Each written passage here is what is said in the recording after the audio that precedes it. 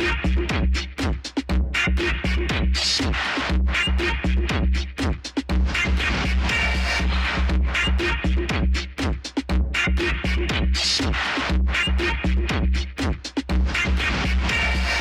right, we are back. This is Creativity is Secure. I am your host, Malcolm Moore. Today here we're in my studio, Maestro Machinations, and I have one of my favorite people in the world, Jeff Leon. How you doing, Jeff? How you doing, Malcolm? You're one of my favorite people in the world, too. Let's get this out of the way first. How do we know each other? You and I have made so much music together over the years. When did we first, what was it, like more than 30 years ago, right? It was in 1990. I was moving in to an apartment and you were moving out, and we overlapped for about a month. Yeah, and this is, for so everybody knows, Rochester, New York. Rochester, New York. Yeah, and I think, what was it? Like, did you join the band that I was in very briefly, Zombie Birdhouse, right? You were in a band called Zombie Birdhouse. I didn't join it. If anything, you started making music with me on the side, and you decided, this is more my style, I'd like to do that. And then you quit their band, and they got really, really angry and started, I was living with these people who hated me for breaking their band up. Yeah, and you, if I remember correctly, you were going to school with the woman in the band, the University of Rochester? She was a grad student in the English department. I was a grad student in the chemistry department. We just happened to bump into each other, and we were the only two punky looking people in the bookstore, and we started talking. And then she said, I have a band. Why don't you come down and watch us practice? And there you were playing drums. Yeah. There was our friend Victor, who was a jazz bassist. And he had his bass up so high, it was like literally under his chin. Because it pissed everybody off. They were saying, no, you can't have your bass up that high. This is rock. And every time they yelled at him for not looking rock enough, he would bring his bass up further until finally it was right underneath his chin. He was playing with his with two little fingers sticking down like all the jazz bows do. Right. It was like the opposite of the Ramones, right, where you have your bass as exactly. Low as possible, right? Exactly. And he was loving the fact that he was pissing these people off. And I remember that we really bonded because we started learning Bauhaus songs together, right? Yeah. Yeah. Yeah, it started with the song Double Dare. Yeah. And I was impressed that you were the only drummer I knew who could actually play that weird drum beat. Yeah. And I think that's where it started. Kevin Haskins, astounding drummer. So abstract. Yeah. I love his drumming. And you turned me on to a lot of good music. I remember listening to all kinds of records like, what was the offshoot of Susie and the Banshees? The Creatures. Oh, man. Such a good album. And I remember listening. You played me Rose Garden Funeral of Sores by Bauhaus. That's my favorite song by them. With the best bass line in the world. Boop.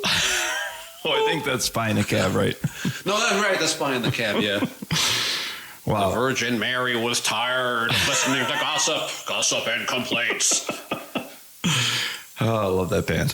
Well, tell everybody what you do for a living first before I get really deep into this, because I want to make sure we say it the right way. Okay. I'm a material scientist, basically, and I'm working for a green tech company now, and what we're doing is we're taking greenhouse gases out of the air, we're feeding them to bacteria from the bottom of the sea, and they're converting the greenhouse gases into a bioplastic that we could use to make all kinds of crazy things, from artificial leather to disposable cutlery. And every single time you use our bioplastic, you're literally taking greenhouse gases out of the air instead of conventional plastics where the plastic manufacturing process puts greenhouse gases in the air. So cool. Wow. And has it been fairly successful?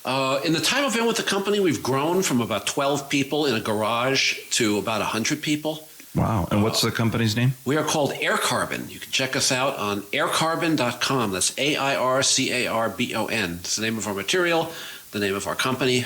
That is really fascinating work. Now, I would have called you a chemist. How is that different than the way you say what you do? They're kind of overlapping. Yeah. A material scientist works on things that are like plastics and rubbers and ceramics and things that are a material that you make something else with. Chemists can make pharmaceuticals, they can make catalysts, they can work on atmospheric chemistry, but I'm physically making useful stuff. Yeah. That's sold in the bulk and used to make things out of. I'm smiling because I remember when I met you for a while, we did this thing called Chemical of the Day. Oh, and you would come home, and I think one time you waxed the floor and you told me if people walk on it, we'll make sparks. Oh, no, I didn't. That's potassium triiodide. I never did that. I never actually waxed the floor. I told you some people do. Some pranksters do that. That was a fun time so long ago. Yeah, it was. All right. So what we do with this podcast is we talk about how you use creativity in your life, beyond the typical things like drawing, making music, stuff like that, how do you use that same part of your brain to maybe solve problems or utilize it in different aspects of your life? So we're going to get into that. So let's go way back in time. What is your first memory of being creative in any way? Now, I know that you're a great guitar player, singer, comedian, all this stuff, but it doesn't have to be that. When was the first time that you said, wow, I just made something up out of nowhere? I think I was 11 or 12, and there was a speech contest at my school. And I wrote a speech about avoiding physical fitness. You were supposed to write about something that inspired you, something you tried to achieve, some goal you tried to get. And my goal was trying to avoid fitness. Wow, and that's the opposite of who you are today. Pretty much, it was kind of like the jogging craze started in the late 70s. Yeah. And I wrote about my father, coming to me with a gift, and I knew it was a pair of running shoes. So I got up and bolted so I wouldn't have to run. So the whole creative part of it was that I was running to avoid running. Yes. Wow. Whenever I saw my father coming at me with the sneakers, I bolted and ran as far away as I could. And people thought it was really, really funny. It was the first time I was able to make people laugh by being creative. Aha. Now that's revelatory there. That's interesting. Yeah. In fact, I found I was standing next to the microphone and doing like a weird echo. I was repeating part of that speech without saying my father was coming and he was holding the box. And whenever I would say the box, people would lose it. And it wasn't very funny to me, but people liked it. And that was when I realized, by coming at things from weird angles, right? Which to me might feel kind of strange, and being playful with words and playful with sounds, I could get people laughing. That's really cool. Okay, another question I had for you is, was guitar your first instrument? Since I've known you, I've seen you play guitar and bass. But what did you start on? I started out with bass because it seemed like the quickest way to actually get into a band. And I had tunes, I had melodies in my head, I had tunes in my head, but I didn't yet have chords and intervals in my head. You could think one note at a time. So I started out with the Who, Baba O'Reilly, the bass line going, dur, dur, dur. And I hunted and pecked for notes until I found the right ones. And I sat there in my room for like an hour going, dur, dur, dur. Out here in the fields. Yeah. And what kind of bass was your first bass? It was a Hondo bass, the kind you get in department stores. Nice. It was dirt cheap. It made the right noises. How old were you when you got it? I was 16. Oh, okay. I had a Marlboro guitar amp, not even a bass amp. Literally, I think it's the same company that makes the cigarettes. For a while, they were actually making amplifiers also. That's amazing. I mean, I knew that Yamaha made motorcycles and stuff, but I did not know about the Marlboro. Yeah, I bought it from a friend of mine for about $20. He wanted to buy beer, and he had a collection of amplifiers. Wow, that is really cool. Now, what about your parents? Do you think that their creative identity was passed on to you at all genetically, or maybe it was part of your environment? My mother always taught me to play with words. She kind of taught me that words are toys. What's an example? An example was that speech that she helped me write. Yeah, I mean, your mom writes books today, right? She writes books today, but she was also an artist. She draws. She used to paint. Right now, she does charcoal drawings. So it sounds like she was pretty creative. I mean, with words and visual art. Yeah, she was. I think she went to the Juilliard School of the Arts for a while, actually. Oh, my gosh. She was a kid. She used to commute from Long Island to New York City to go to it. And what did she do for a living? She's a special ed teacher. Oh, wow. Her specialty is avoiding lawsuits, helping schools to not be sued by angry parents, I know a lot about that topic. I've seen it from all sides. Yeah, I completely understand. What about your dad? He's creative in a strange way. He's a really funny guy. I got to get that out there. He is a really funny guy. He has no filter, and he's totally inappropriate. Like I remember a while ago, when I was doing my postdoc, my boss he didn't win a Nobel Prize, but his name came up to the committee, and we were having dinner with another guy who would later win a Nobel Prize, and my father was in town. And he actually gave a talk at the department, on how to negotiate.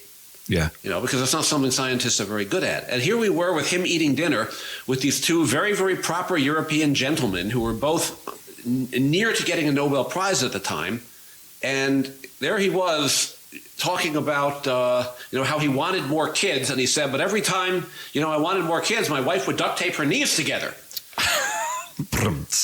And these two proper European gentlemen, one was French, one was English, would just be quiet and they'd look at each other and they wouldn't know what to do because these are like the highest halls of academia, you know. He's an amazing guy. Who are 3 of your favorite creative musical artists and why? Who inspires you? Oh my God, David Bowie. Yeah, can't go wrong with that guy. The first album I ever bought was Changes One. When MTV came on the air, there was a video for Ashes to Ashes which showed David Bowie dressed like a medieval Italian clown with whiteface, and it showed him walking down a beach with like this these strange visual effects in the background with a woman like arguing with him and yelling at him. And I think he was walking in front of a steamroller. Walking right? in front of a steamroller. Then it shows him like, hanging from wires in a spacecraft. And I just said, what made someone come up with this? What made someone do this? I mean, at that time, Foreigner and Loverboy was what I was listening to. Yeah. And maybe Led Zeppelin.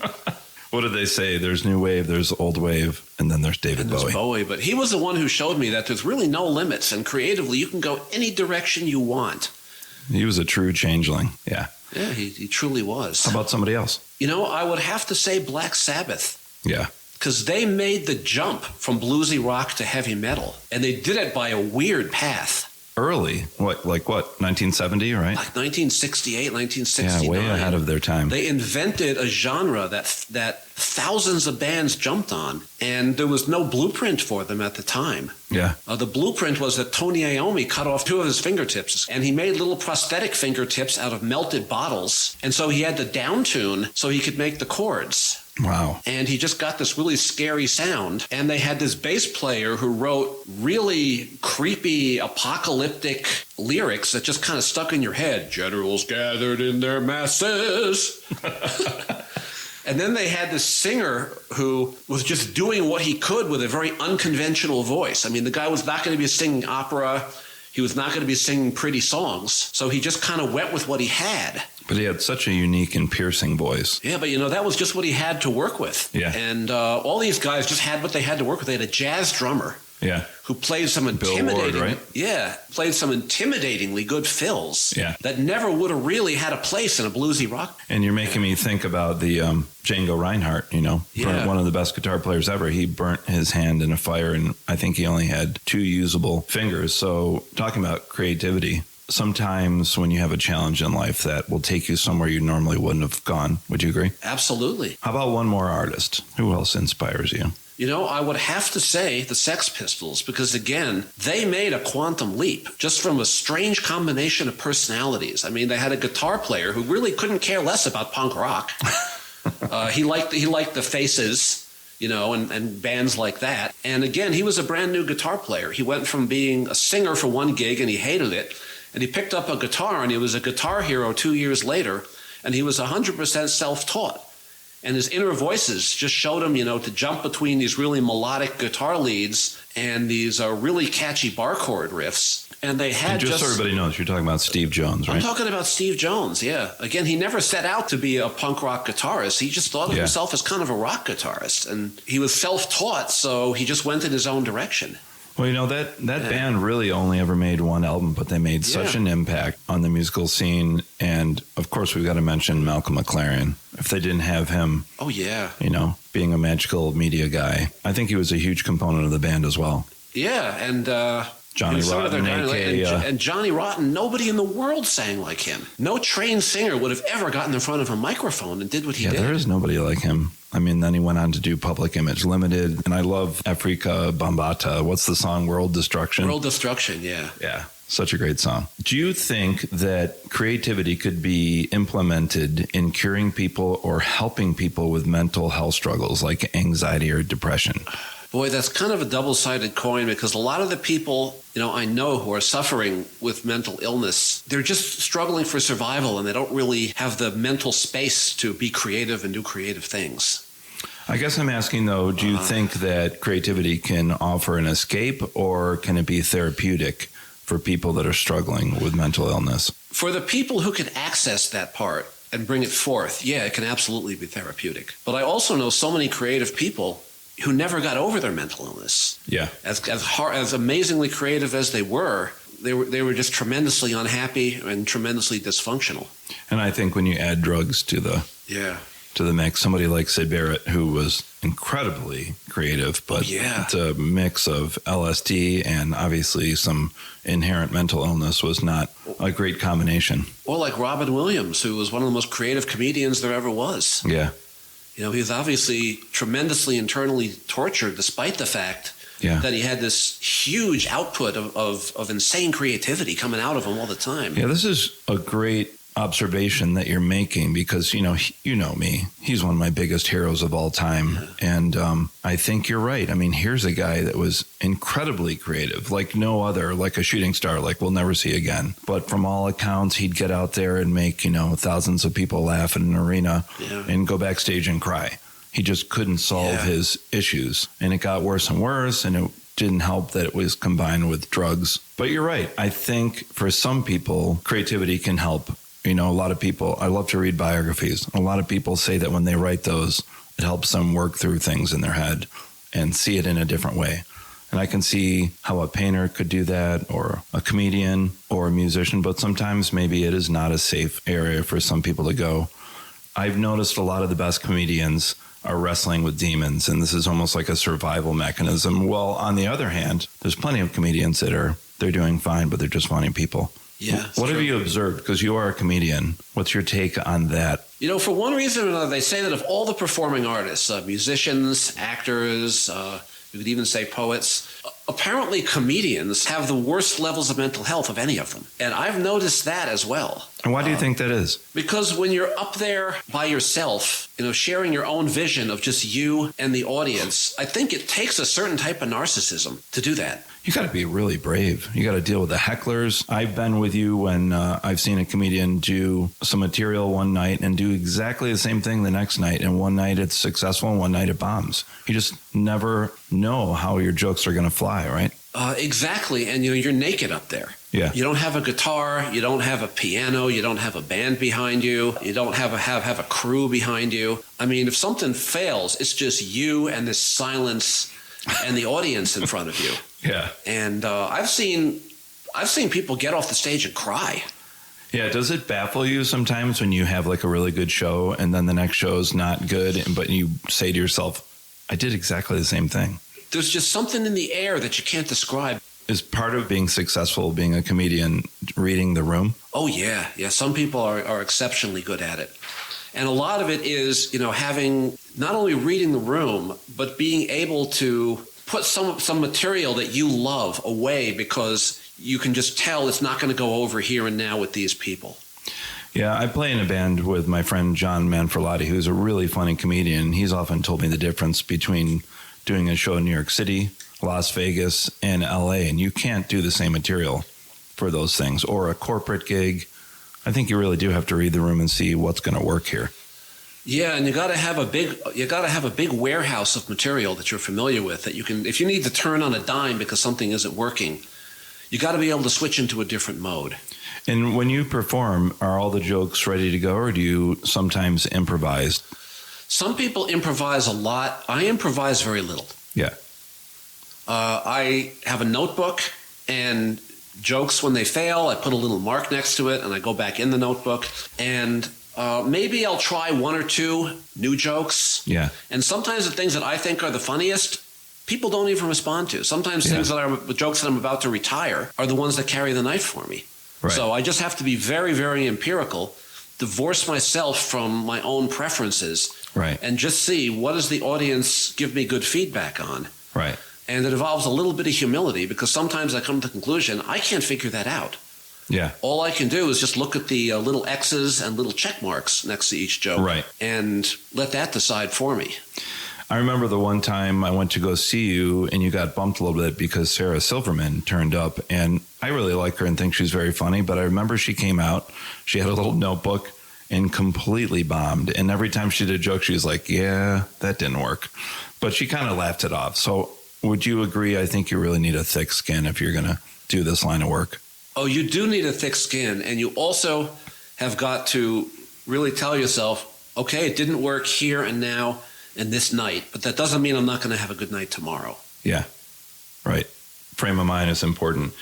Have you ever used the creative part of your brain to solve challenges in your life? And when I say that, I'm a drummer and I started as a jazz drummer. So a lot of it was improvising and coming up with stuff off the top of my head. Have you ever had to deal with something difficult in your life and just make it up as you go along? Yeah, in a way, dealing with depression earlier in my life. It wasn't like making it up as I went along, but realizing it's the state and things influence it, and changing things in my life, and trying different approaches. And I found I had to be very open-minded in how I dealt with my own depression. Right. It sounds like a lot of observation too, and maybe the same part of your brain where you're reading the room at a comedy gig. Yeah, it's kind of like that. This isn't working, maybe I should try that. This isn't working, maybe I should try that. Right. Instead of getting stuck in a groove and saying, this is all there is, I'm stuck here. Yeah. You know, that part that looks at my approaches, that steps out of my body, looks at me from a different viewpoint, and says, are certain things working or certain things not? Yeah. And then when you find something that hits and find something that works, you capitalize on it. You say, why did that work? Yeah, and without mentioning any specifics, you've gone through a tremendously difficult past year. Did that part of your brain help you get through this stuff? I'd like to say yes, but it was just tenacity. Yeah, it was just perseverance. Putting one foot in front of the other and realizing things are going to be better later on. Getting on stage, no matter how bad I felt, trying to connect with an audience, even picking up my guitar and playing old songs. Well, that's what I was getting at before. Yeah. When you're going through this difficult year, I know you've done a few gigs. Did it at least offer you any escape for the minutes that you're up there from the trauma you were dealing with? Yes, it absolutely did. You know, because when I'm on stage, nothing else exists. Right. And time slows down. I'm sure if you do 10 minutes, it probably feels like half an hour, right? It is. It flies right by. But for that time, it's the only time, you know, my problems are in the moment. I'm not thinking about them. My anxiety leaves me. Getting on stage has been critical. Yeah. In the last year with all the tragedy I've been dealing with. Do you ever utilize the creative part of your brain as a chemist when you're at work? How would you be using your creativity? Oh, all the time. Give us an example.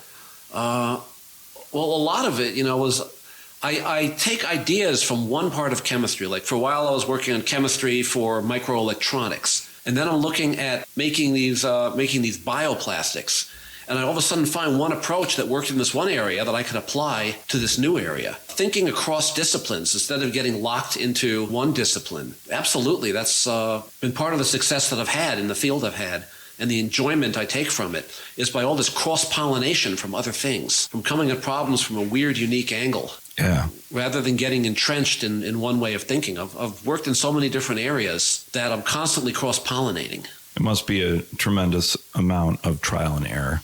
Guided intuition, I'll say. Sometimes, like I said, a solution to, you know, a scientific problem will come to me from way deep down in my lizard brain, and I won't quite know where it came from, but it will work.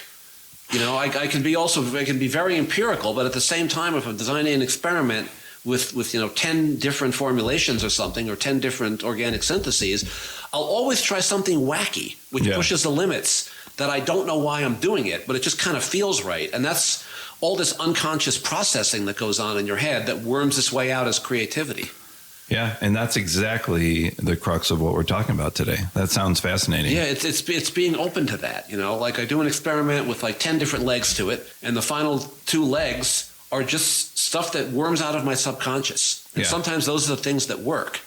Because, you know, you're processing all kinds of information that you're not even really aware of. Right. You don't realize that until the first time you do psychedelics. Then it becomes completely obvious, you know, to the extent to which that happens. When you said lizard brain, you're taking me back in time. When we first met, I was Malcolm the vampire and you were Hjerve the lizard. Can you tell everybody, you did have a lizard named Hjerve. Is that true? Yes. And it was really strange. It went back to, you know, my best friend when I was about 17 had another friend whose father was named Harvey. And Harvey was like a perpetual midlife crisis guy with with an awkward comb over. Yeah. And kind of quiet and a little bit strange. Harvey would keep coming up, and it would be something we'd laugh at, and we'd picture this guy, and we wouldn't know why it was so funny. And then I ended up getting a little baby monitor lizard, and for some reason, instead of naming him Harvey, I named him Hjerve. Yeah. Because I used to make prank calls to these televangelists, and I would always pledge money that wasn't real, and I would always give them names they could never spell, and they would go, "What is your name?" And I would say, "My name is Hjerve." They would say, "How do you spell that?" And I'd go, H-J, And you can sound out the rest. It's Hjerve with an HJ starting. And they would go, what is that? I go, HJERVE, Hjerve. Yeah. I've known you so long that I have been there for a couple of those calls. It was really hard to be quiet. And they would say, that's kind of a funny spelling. What's your last name? And I would say, Exvemenzyck. You can just sound it out. And so somehow when I got this lizard, he became Hjerve. What kind of lizard was he? It was a savanna monitor lizard. Yes. He started out about 6 inches long, and he was 2 feet long when he finally outgrew my tiny apartment. But this was a strange lizard in that he wasn't scared of you. A lot of animals will bite or scratch because they're scared of you. Yeah. This guy was scared of nothing. If he bit and scratched, it was because he was pissed off and you annoyed him, and he wanted you to leave him alone. But he wasn't scared. And his cage was on a ledge near my bed. And whenever I would have sex with my girlfriend, he would be looking down at us, and he would be hissing. He'd be going... Is that approval? I don't know what it was, but I came to the conclusion this is a very special animal. Yeah. And he became kind of like my familiar. So you remember this song we did? We did the Hjerve the Lizard song. Yeah. And it was like a strange medieval bass line. Oh, I haven't heard that one in so long. And me saying things like, maybe you can find it and add it to this podcast. It was me going, the lizard is inside me now. The lizard is inside me now. Oh, yeah. I do remember that song. Because I felt like Hjerve the lizard had kind of crawled inside me. And he became kind of my Jungian animus. And how long did he live for? He went to the Catskill Game Farm because he grew so fast. Wow. And I was a student in a small apartment, and this big cage that I made for him, all of a sudden he couldn't fit in it anymore. Well, that's good for you that he had a happy lizard life. Yeah, and he had a very, very good home. But these things could grow to about 3 or 4 feet. Wow. Well, my second favorite animal in the world is the Komodo snake dragon. Oh, yes. The Gila monster. Of course, cats are first. I was lucky enough when we took our kids to Disney World in 2006, they have one there. And I saw him from about 100 feet away. However, I do know if I got close to him, he would probably bite me, and then I'd become paralyzed, and then he would slowly eat me. Yeah, they're from Indonesia. Pretty cool. I'm glad it didn't eat you, because we wouldn't be doing this podcast if the lizard ate you. You got to think about Indonesia. They have 2 fascinating animals. They have the Komodo snake dragon, but they also have the civet cat. Do you know about those? Oh, the civet cat that makes coffee. Now, apparently you're not allowed to do this anymore because it's unfair to the cats. Yeah. But I did have some. It was quite bitter. Have you had it? I'm glad I haven't, no. As much I love my coffee the way you love your coffee, but I would never have civet cat coffee. Yeah, for people out there, these are feral cats in Indonesia, and they eat the coffee beans, and then they digest them, and then they make it into coffee. All right, now on to another topic. How did you become a comedian? I actually don't even know the answer to this. I was thinking about it this morning. It was really strange. You and I were in a band called Spit Pope. Right. Which was the only band I've ever been in that actually got on a label and got royalty checks. We were in CMJ Magazine. We were in CMJ Magazine. We had a nationally distributed single. It was a fun band, though. I remember we got to do that one show opening up for Fugazi. 1,500 people. That was quite an experience, and I'll never forget. I can't remember the drummer's name, but I broke my snare drum right before the show, and he let me use his. Yeah, the drummer from Fugazi. Yeah. And I remember, that's when Repeater came out, right? Yeah. That's my favorite album by them. We did that tour, and I remembered when 1,500 people are cheering, it just sounds like static. Yeah. And I remember not being able to see more than 6 feet in front of the stage because the lights were so bright. But when that band kind of imploded. Yeah. And I remember I was left sweeping up our practice space and cleaning all the litter and all the old food out of it. And it was me by myself. And I just said, at the time, I got to go solo. Yeah. All the bands I had been in, there was always a lot of conflict. And the band's like a four-way marriage. And after that, you were in a blues band, right? Playing bass? That was a number of years later. But I'd always screwed around with guitar a little bit. And this was like at the time when the whole open mic thing was a big deal. The whole poetry slam thing was going well. And there was this big, hippie / beatnik / hipster component that sort of dominated it. Even that's when Henry Rollins started, instead of making music, going around and talking, right? So I don't have a great singing voice. So I had to write songs that were kind of funny and kind of poked fun at people. So I remember getting up on an open mic, and a lot of my friends were deadheads at the time. So I wrote a song called Hurry Up and Die, which was about Jerry Garcia. And if you know deadheads, they can laugh at themselves. They don't take themselves too seriously. And I found that I did this insulting song, Jerry, Jerry, Jerry, why don't you hurry up and die? And I found the Deadheads actually liked it. Yeah. They were laughing at it. And I did an open mic, and they said, why don't you come down and do 3 songs next time? Because I got everybody laughing. Wow. And so that's how it started. That is how it started, yeah. And then I wrote like 3 funny songs, and I found that if I could get people to laugh, I didn't have to rely as much on having a good voice, which I really don't. Right. And this is back in the day where you performed as PBS, a.k.a. Powered by Satan. But then it was really funny how, the performing art thing was happening in New York and happening in all the big cities where people would rub red meat all over themselves and groan and moan and they would do all kinds of things naked and call it performing art that nobody would ever pay to see otherwise. Right. And everyone thought they were geniuses. So I decided I'd take it a little farther. I had these red leotards with horns and tights that I had a Halloween costume as the devil, and I stuffed a rolled up sock in my crotch. And I was kind of making fun of the performing artists playing badly because I was not a good guitar player at the time. Right. And I hadn't really learned how to sing. By doing something really badly, but doing it in like this costume and playing around with satanic imagery and calling it performing art. But the funny thing was I did it once at this open mic, and they wanted me to come back as the devil and do a full set. Wow. So in the end, I released an album as Powered by Satan. It gave me the incentive to learn how to play a little better. I actually took voice lessons, so I wasn't clearing out rooms anymore from my screeching. Right. And if I remember, you took guitar lessons too. You actually got really good at guitar. I really worked on it because I had this thing that people were really liking, much to my surprise. I was up there, I was the singing devil with a rolled up sock stuffed in his crotch. And occasionally I would write a love letter on the sock and take it out and kiss it and toss it to a woman in the audience. And it did get me laid. Yeah, there you go. It did. Tell me one comedian who inspires you. Oh my God. And why? Steve Martin by far. Because what do you like about Steve? Everyone in the world did like a setup and a punchline. Right. And Steve Martin would do like a setup and a letdown. He'd build up and then just let everything fall flat. Yeah. But very, very confidently. And nobody else could do that. Nobody else ever has since. The punchlines were like an anticlimax. And there'd be this little awkward in the room. Okay, when does this get funny? And then everybody would start laughing. And that was the time of the comedy album. I remember my brother had all those, and we'd sit in his room and listen to Steve Martin's albums. Those were great. Okay, we always do this. I'm going to give you some quotes, and I just want you to react to them. And I think these are 3 people that you appreciate.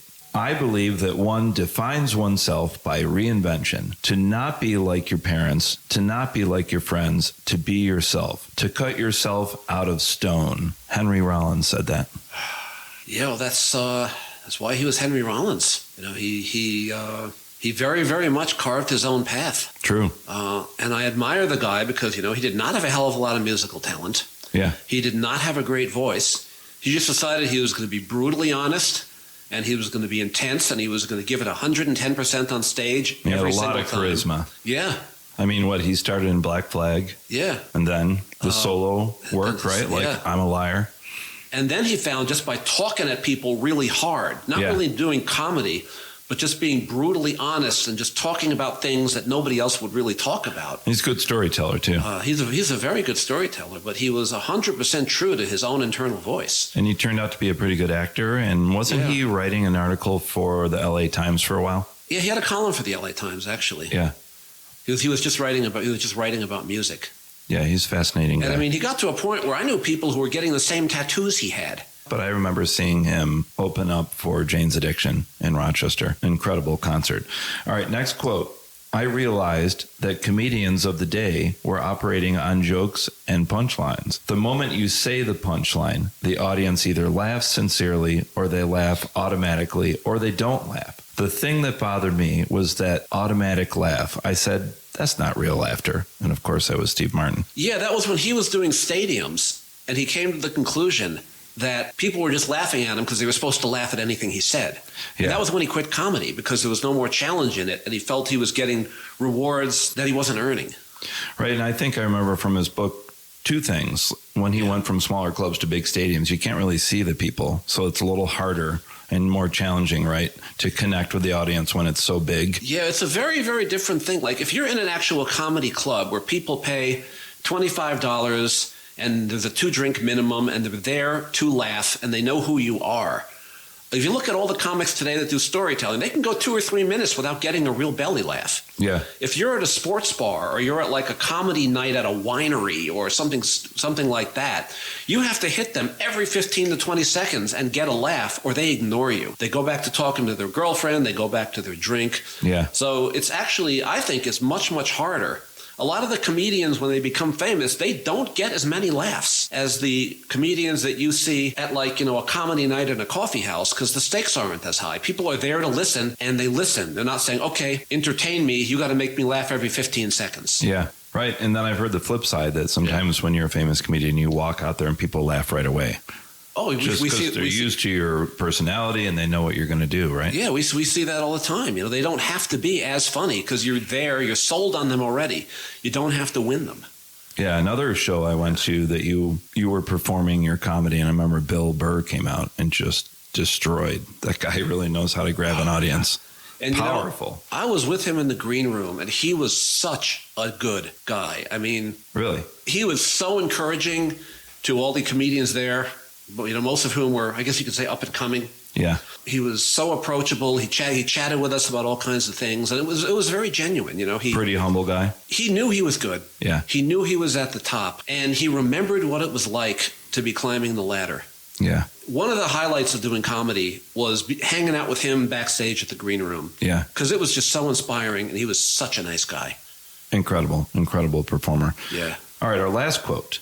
You get talent when you discover the ground of your pain. That was said by one of our favorite artists, H.R. Giger. You look at his art, and there's no way you could make that and not have been through tremendous pain in your life. For me, a lot of everything came from the fact that, when I was a kid, I was not well socialized. On the playground, kids would razz each other. They'd punch each other in the arm. And there were these little tests, like a pack of dogs. A new dog comes into the pack, they nip at each other, they bark at each other, they smell each other's butts, and they say, okay, this guy's cool. But I didn't know how to play that game. Someone would punch me, and I'd be like, why is this guy punching me? Maybe I'll make friends by showing him my electronic kit. And maybe I was a little bit autistic or something, but after a while, I was just picked on mercilessly because I didn't understand the socialization of young kids. Right. You weren't picking up the social cues. I wasn't picking it up. And I didn't have that part of me that would go, what the fuck did you say to me? I didn't really defend myself ever because I was like, these people are being mean to me. That must mean because they just don't realize I'm neat. Let me talk to them about my Dungeons and Dragons character. Yeah. Which only made it worse. And when the hormones hit, when I was about 16, the fact that I had been that way my whole life, I all of a sudden saw how I was. And all of a sudden, all that alienation, all that ostracism when I was about 16, all of a sudden hit me. And you got some perspective. I was too aloof to even know how I was being treated or whatever. Yeah. And I think I fell into the first depression in my life when that happened. Right. And that was about the same time I started becoming creatively aware. Yeah. I knew that I had to take this and do something with it.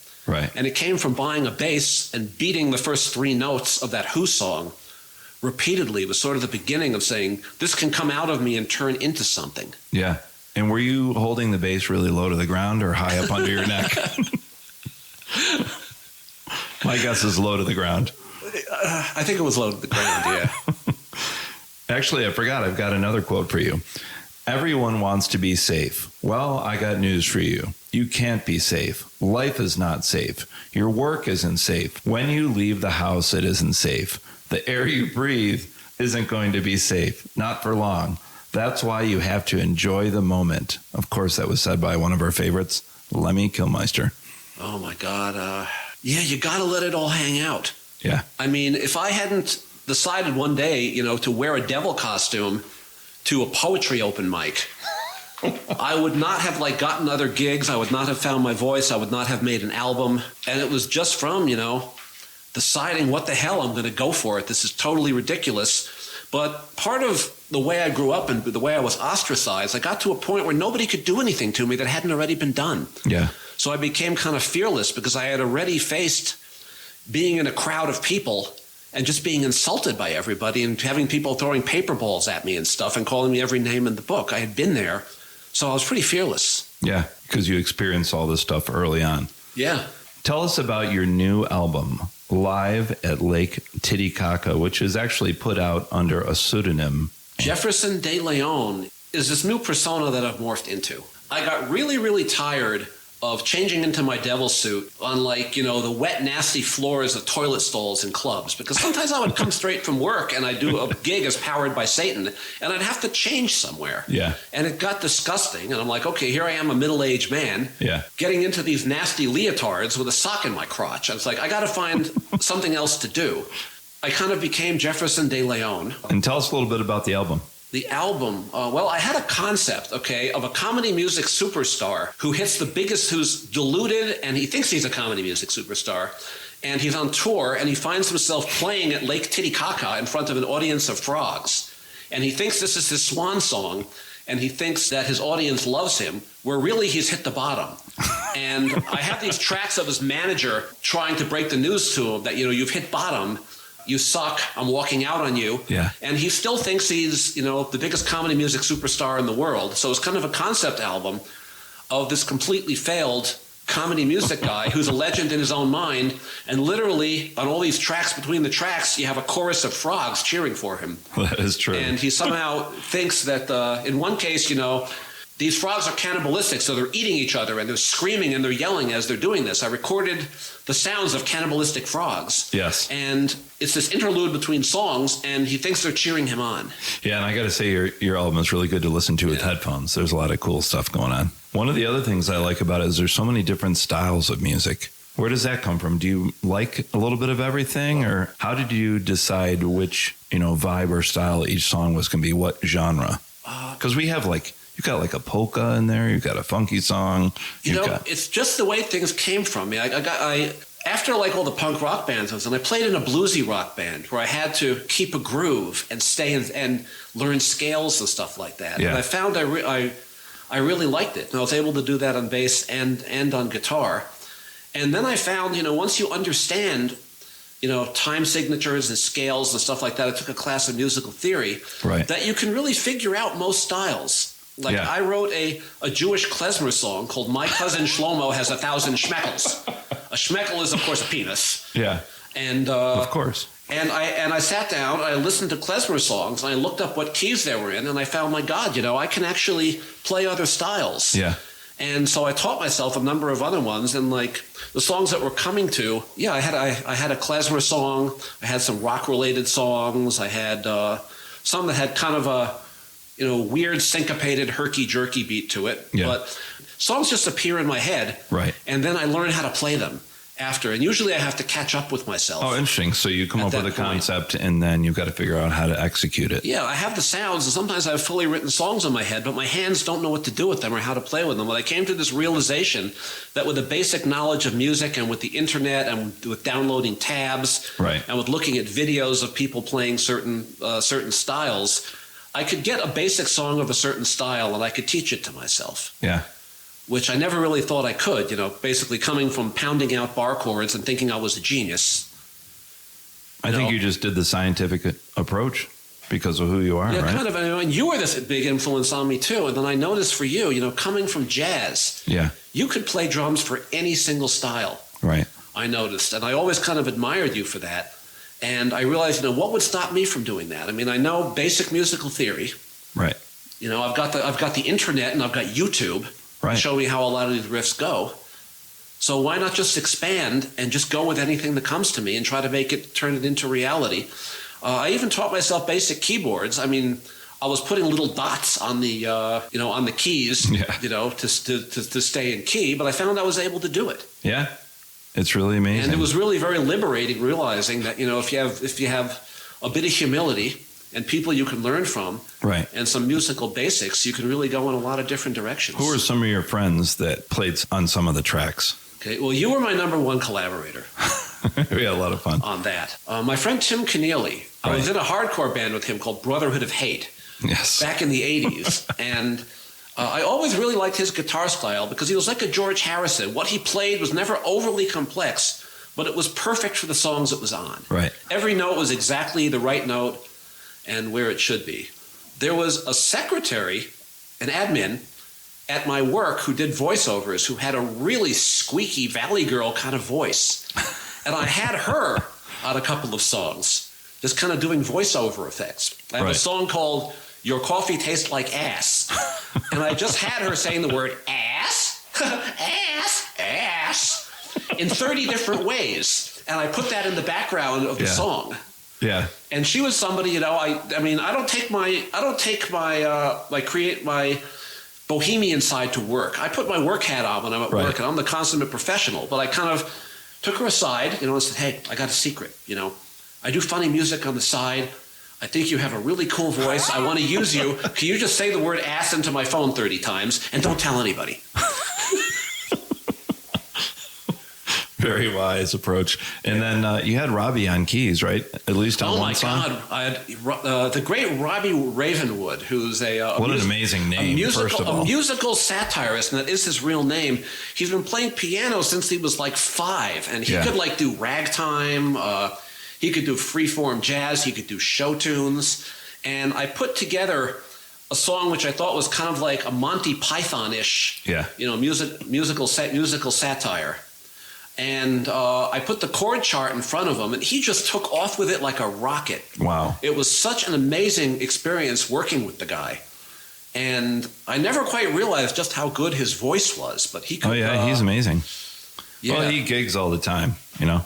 He gigs all the time, but, you know, one of the great things about, you know, a lot of bands, there are some musicians who are really, really great. You lay a piece in front of them, and they just do amazing things with it. And there are some people like me who are not really musically schooled, but have a lot of ideas. Yeah. And coming from that school and working with like an experienced jazz drummer like you, or like a guy like Robbie who could play ragtime classics on the piano, and just having those people, you know, kind of paint your house for you. Right. Where you kind of put up the framing, and they put on the shingles, and they paint it, and they put on all the decorations. It's just amazing seeing what these really trained and talented people do when you give them an idea and point them in a direction and just say, go for it and do what you do. Yeah, absolutely agree. Anybody else we're forgetting who was on the album? You know, my cousin, Amos Glick.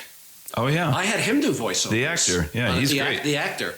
I was only utilizing 2% of the talent that guy has, but I just, I admired him. He's one of the few people I know who's actually doing paid gigs in Hollywood. Yeah. He's been on like primetime television. I wanted him on there somehow, some way. So he was also doing some of the voiceovers in the song Your Coffee Tastes Like Ass. Yeah, I didn't realize that was him. That's really cool. Now, most importantly, I know that people can get this on CD. Yeah. How do they get the CD? You know, everyone downloads now. Nobody even has a CD player, but there's some people let's start with that. Some people still listen to CDs. So how can someone get a copy of the CD? And by the way, people listening, it does come with a free condom, right? It does come with I have a song called Coney Island Whitefish, which is about like stepping on used condoms at the beach on the South Shore of New York, basically. Yes. But the one they get with the CD is not used. But yep, it's not used. It is a condom that shows me on it, and it says contains 1 Coney Island Whitefish.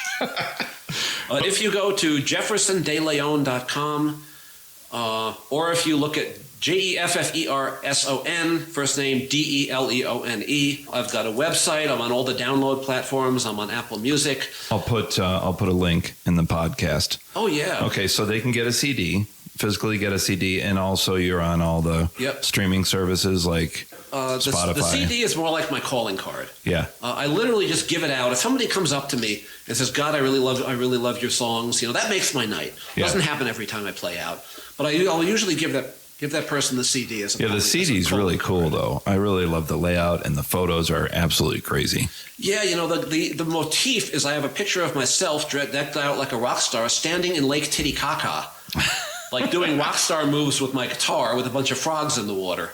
There is a video though, right? On YouTube? I have a video on YouTube. And which song is it? I have a song called Tofu. Okay.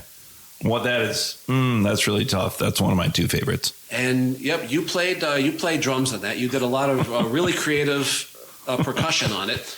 But for me, that's just a song where you have tofu, which is just a happy, a harmless thing, and I turned it into like a death trip nightmare about tofu. Yeah. And it's like a looming, ominous gothic kind of song. Yeah. Basically about tofu. Yeah, it's a great one. It's a little bit kind of like Conan the Barbarian if he sang. That's what I envision he would sing about. Yeah, exactly. It's a video. It'd be like a Boris Vallejo painting, right? That's exactly what I had in mind, actually. I know that you do a lot of comedy gigs. Where are some places that people can see you do comedy? I play fairly regularly. The longest running comedy series in all of Southern California is done by a woman named Cindy Liebman. And She has a comedy room every other week at a coffee house in San Pedro. And, working full time, sometimes it's hard to drive out to Riverside on a Wednesday night to play a gig and then go to work with bags under my eyes, wake up at 6 a.m. If I want to keep a foot in the water and try out new material and have something close to home, Cindy has been so supportive, and she's given me a lot of quality stage time at the Liebman and Company Comedy Night. Nice. At the Sacred Grounds Coffee House in San Pedro. I'm going to be playing at an RV park in December. That sounds awesome. Oh my God, I can't wait. Some of these really out of the way places. These are obscure venues, but they sound exciting. But the people there are there to be entertained. It is December 6th in Santa Clarita at the Rivers End RV Park Pub and Event Center.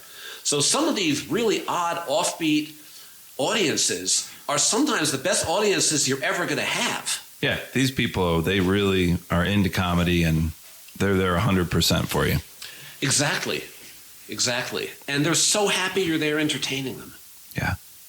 All right. Well, Jeff Leon, this has been a blast. Would you agree to return for part 2 sometime soon? I would love to, and after working with you for 34 years, thank you for having me on your podcast. Yeah, we got a lot more stories to tell. We do. All right, Jeff. Good to talk to you. Good to talk to you.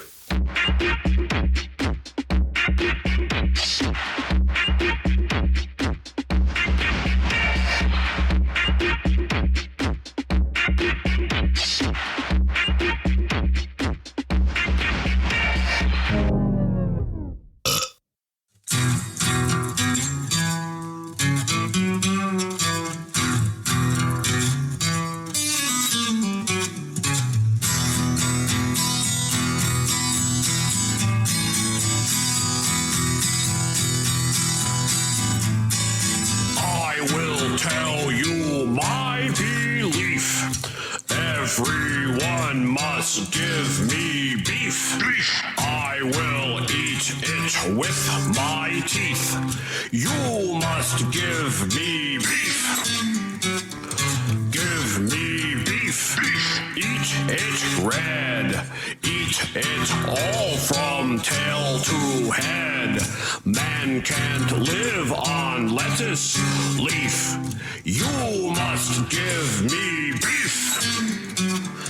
Give me beef. Give me pork. I will eat it with a fork, with my gums and with a spork. You must give me pork. Give me sausages. Give me spam. I will eat it from the can. Just one way to get relief. You must give me beef. Eat it rare. Eat it raw. I will eat it with my jaw. Eat in boxers or in briefs. You must give me beef. Give me ribs. Give me roast. Vegetarians are good on toast. You eat some, but I eat most. You must give me roast. It's whispered that in India they do not eat beef. I think of them with pity and with disbelief. If God didn't want us to eat cows, why did he make them out of beef? Lamb is good, but not right now, because right now I want beef. Right now I want beef. So give me beef. Beef, beef. I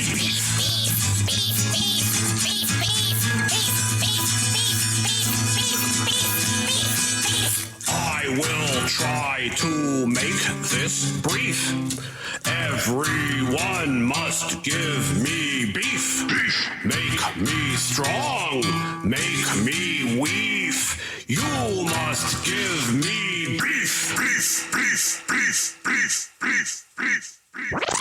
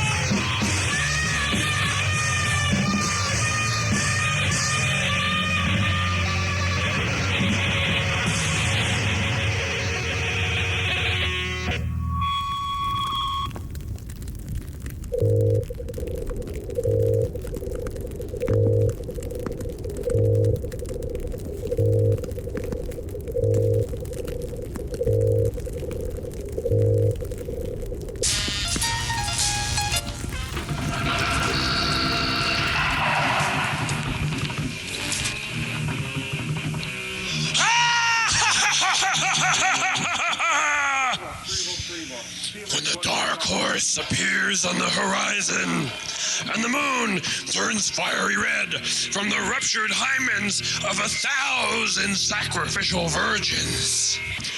the wizards of the 13th Circle will begin their blasphemous incantations. They will call forth to powers best left undisturbed from their 1,000-year dreamless slumber. For when wakened, the gods of steel will once again walk the earth.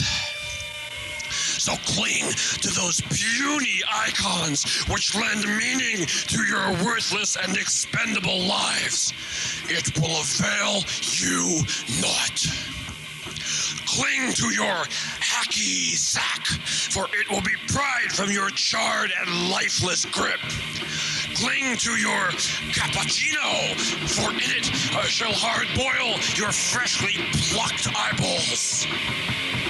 Cling to your black turtlenecks, for they shall make worthy pulls for your worm-eaten and bloated corpses.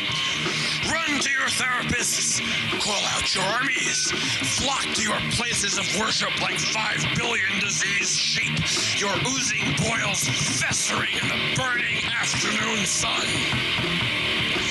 You think your puny faith will protect you against the great black juggernaut that is death metal? Think again. So, you know a lot of big words. You think you are important with your job and your house in the suburbs and your expensive sports car? None of this will help you when that sick dude from Slayer is chasing you down an endless hallway of black obsidian, waving his massive Teutonic axe and screaming blasphemous defilements in 1,000 dead languages.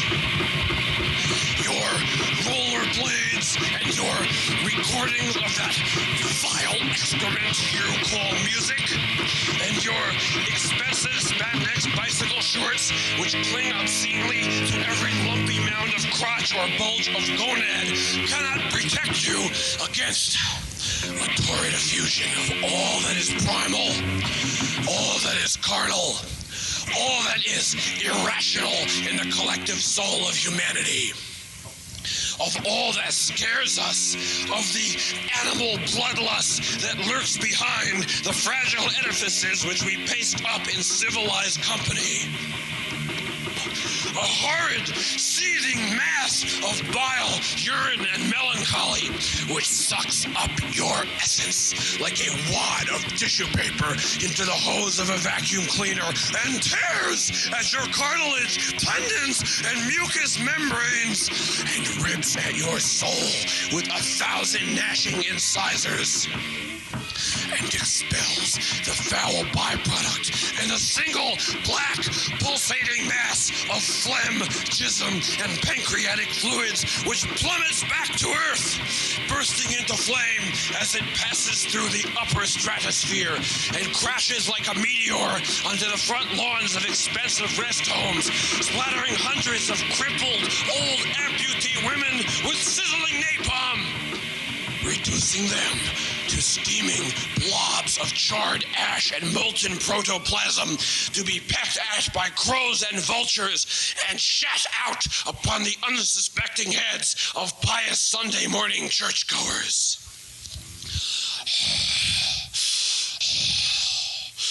Yes, this is the essence of death metal. We snack upon the entrails of virginal white blondes who collect stuffed animals and hang out at Woody's and like working with people. We feast on the rubbery flesh of cellulite-ridden, stretch-slacked women who live in trailer parks and practice line dancing and sell Amway products in their spare time. We floss our teeth with the sinew of well-educated men in their late 20s who have little dippy beards and listen to jazz and go on bike outings. So, when your great cities have all been reduced to smoldering ash before the great black steel juggernaut, and your proud society has been crushed asunder beneath the ironclad boot of that messed up bass player from Sepultura. And even love itself has been stamped out by the awesome, earth-shattering, flesh-rending, bowel-loosening might of death metal. Then you will all crawl on bloody stumps before the gods of steel, begging for your puny, insignificant lives. And then, only then, you will all accept death metal as your true master, or you will all most surely die.